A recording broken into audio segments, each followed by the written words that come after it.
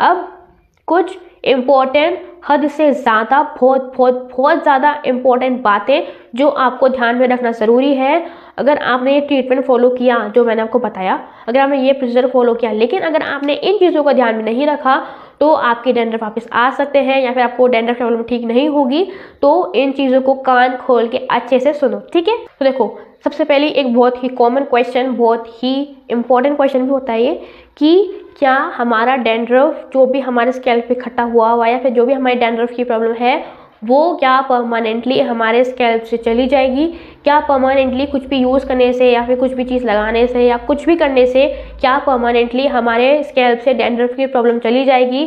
तो बड़ी दुख के साथ ऐसा कहना पड़ रहा है, लेकिन नो, नहीं होगा ऐसा परमानेंटली। देखो, डैंड्रफ है ना पिंपल्स की तरह है। अगर आप अपने फेस की केयर करते हो, अगर आप अपने एक्ने पिंपल्स जिस भी रीज़न से होते हैं, अगर आप उन चीज़ों को नहीं करते हो, अपने फेस की केयर करते हो, अपनी स्किन की केयर करते हो, अपने पिंपल्स और एक्ने ना हो उसकी केयर करते हो, तो आपके एक्ने और पिंपल्स नहीं होते। लेकिन अगर आपने कुछ भी गड़बड़ करी, अगर आपने स्किन केयर में कोई गड़बड़ की, अपनी हेल्थ में कुछ गड़बड़ करी, तो आपको एक्ने और पिंपल्स हो जाते हैं। उसी तरह से अगर आप पूरे अच्छे से अपने स्कैल्प की रक्षा करते हो, मतलब अपने स्कैल्प की केयर करते हो, अच्छा हेयर केयर रूटीन फॉलो करते हो, अच्छी चीज़ें अप्लाई करते हो, कुछ भी फालतू सो कॉल वाली चीज़ नहीं अप्लाई करते हो, या फिर अगर आप जो मैं आपको बातें बताने वाली हूँ अगर आप वो चीज़ फॉलो नहीं करते हो तो आपको डैंड्रफ की प्रॉब्लम हो जाती है, मतलब बढ़ सकती है, या फिर आपकी डैंड्रफ ठीक नहीं हो सकती, ठीक है। तो वही बात है कि अगर आप केयर करोगे तो आपको फल मिलेगा, अगर आप केयर नहीं करोगे तो फल भी नहीं मिलेगा और शायद वो चीज़ ठीक भी नहीं होगी, ठीक है। और एक बात बताओ, आपको आज तक किसी कौन सा ट्रीटमेंट या कौन सी रेमेडी या कौन सा शैम्पू या कौन सी क्या चीज़ मिली है या कौन सी चीज़ देखी है आपने, इसको लगाने के बाद या जिसको यूज़ करने के बाद आपको परमानेंटली डैंड्रफ चले गए हो, या आपको कभी ऐसी कोई चीज़ यूज़ करी हो आपने जिससे आपने एक बार यूज़ कर लिया और उसके बाद आपको कभी भी डैंड्रफ नहीं हुआ हो? अगर ऐसा कुछ हुआ तो प्लीज़ नीचे कमेंट सेक्शन में जरूर बताना। लेकिन मेरे को आज तक ऐसी कोई चीज़ नहीं मिली है जिससे परमानेंटली डैंड्रफ क्योर हो गया हो।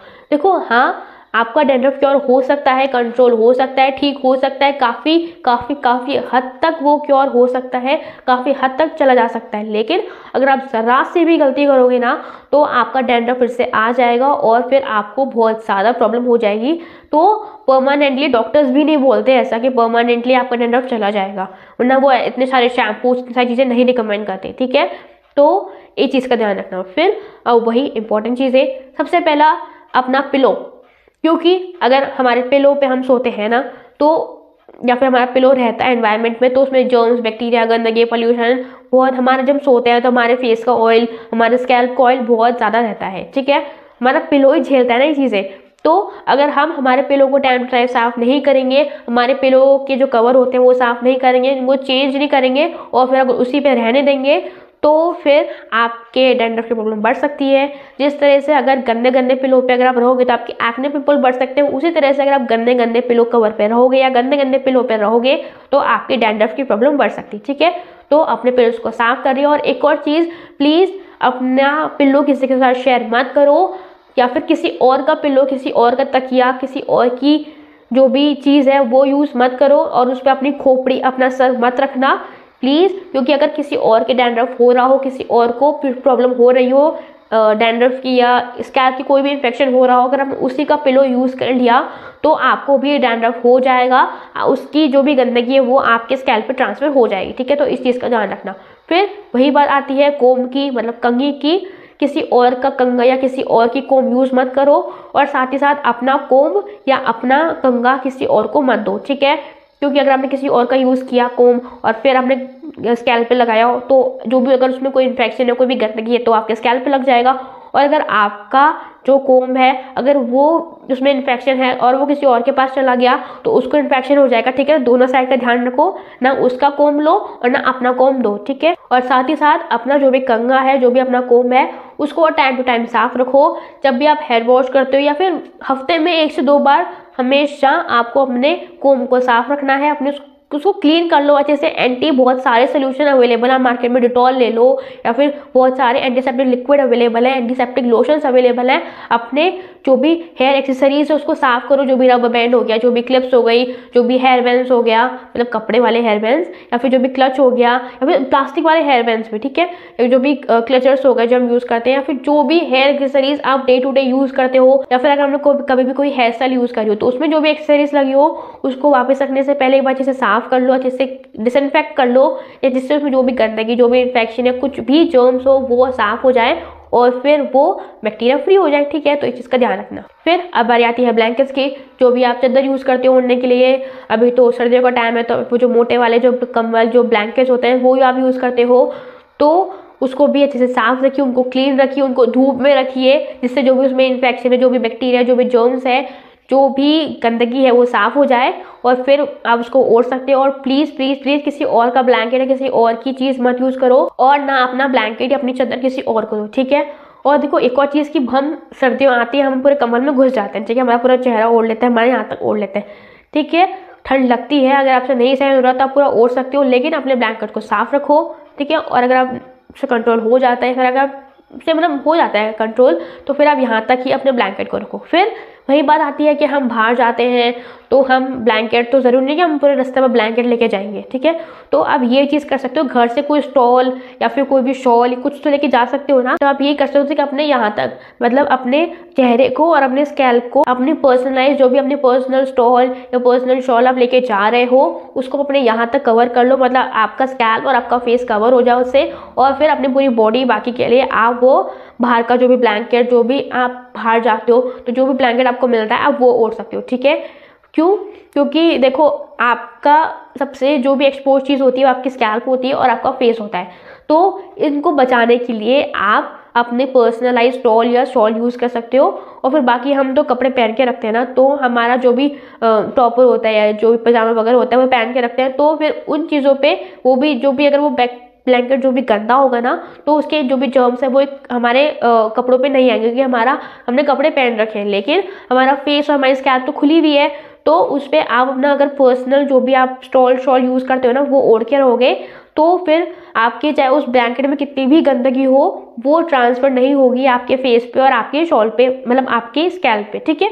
तो इस चीज़ का ध्यान रखना। फिर बात आती है प्रोडक्ट्स की। जो भी आज के देखो मार्केट में आप भी मानते हो कि बहुत सारे प्रोडक्ट्स अवेलेबल हैं, अच्छे बुरे हाई लो हर तरह के, डी ग्रेड से लेकर सुपीरियर से सुपीरियर बहुत सारे प्रोडक्ट्स अवेलेबल हैं।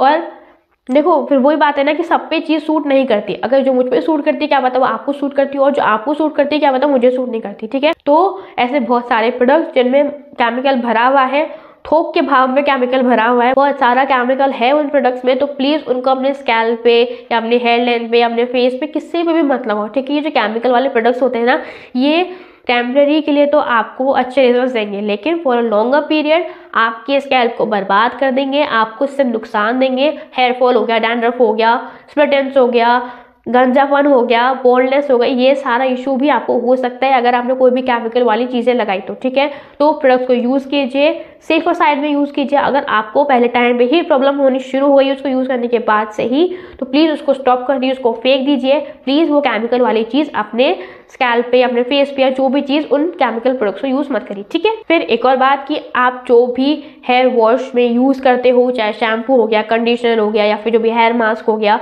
या जो भी हेयर ऑयल आप यूज़ करते हो, उसको प्लीज़ प्लीज़ प्लीज़ अच्छे से धो। हेयर वॉश करने के बाद सिर्फ दो चीज़ रहनी चाहिए, आपका स्कैल्प जो पूरा अच्छे से साफ होना चाहिए और आपकी हेयर लेंथ जिसमें कोई भी ऐसा मॉइस्चर, कोई भी हेयर ऑयल नहीं रहना चाहिए, ठीक है। तो अपने सर का, अपने बालों का अच्छे से ध्यान में रखो, कोई भी रेसिड्यू नहीं रहना चाहिए, चाहे थोड़ा एक्स्ट्रा पानी लग जाए, लेकिन प्लीज़ कि अपने स्कैल्प को और अपने बालों को अच्छे से धो, अच्छे से जो भी आपने बिल्डअप लगाया है, जो भी आपने चीज़ लगाई है वो अच्छे से साफ करो, ठीक है। फिर एक और चीज़, ऐसे बहुत सारे लोग बोलते हैं कि अगर हमें डैंड्रफ हो रहा है तो हमें रोज़ बाल धोने चाहिए, रोज़ हमें हेयर वॉश करना चाहिए, और वो भी एंटी डैंड्रफ शैम्पू से।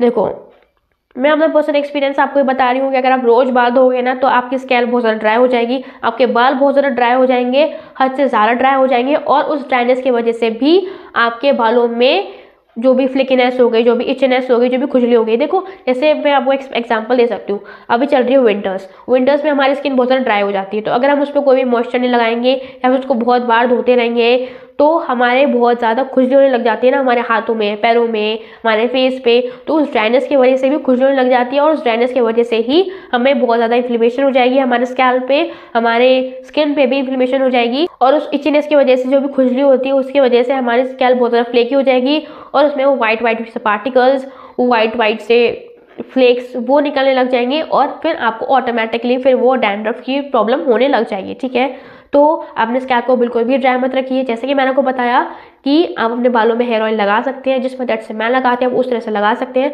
और मैं हफ्ते में सिर्फ 2 बार ही हेयर वॉश करती हूँ, एक मंडे को और एक फ्राइडे को। सिर्फ 2 बार ही हेयर वॉश करती हूँ, अच्छे से हेयर वॉश करती हूँ। ये जो प्रोसीजर मैंने बताया है उसी तरह से फॉलो करती हूँ और इस प्रोसीजर ने मेरे बालों के सीवियर डैंड्रफ को ठीक किया, उसे क्योर किया। ठीक है, फिर एक और बात कि आपको अपने बालों को मतलब अपने स्कैल्प को मीडियम रखना है, ना वो बहुत ज़्यादा ड्राई रहना चाहिए, ना वो बहुत ज़्यादा ऑयल रहना चाहिए। ना अपने बालों में भर भर के ऑयल लगाओ और ऐसा भी होना चाहिए कि अपने बालों में बिल्कुल भी तेल ना लगाओ या अपने बालों को बिल्कुल ड्राई छोड़ दो, अपने स्कैल्प को बिल्कुल ड्राई छोड़। ठीक है, मीडियम साइज में रखो अपने बालों को अपने और अपनी स्कैल्प को। ठीक है, फिर एक और चीज़ आती है कि अगर हमारा डैंड्रफ इस पूरी प्रोसेस से जो भी मैंने आपको बताया, अगर उससे आपका पूरा डैंड्रफ ठीक हो जाए, मतलब आपको डैंड्रफ की प्रॉब्लम आपकी हो ही जाएगी, ठीक है ना, क्योंकि मेरी हो गई तो आई नो कि बहुत सारे लोगों की ठीक हो जाएगी।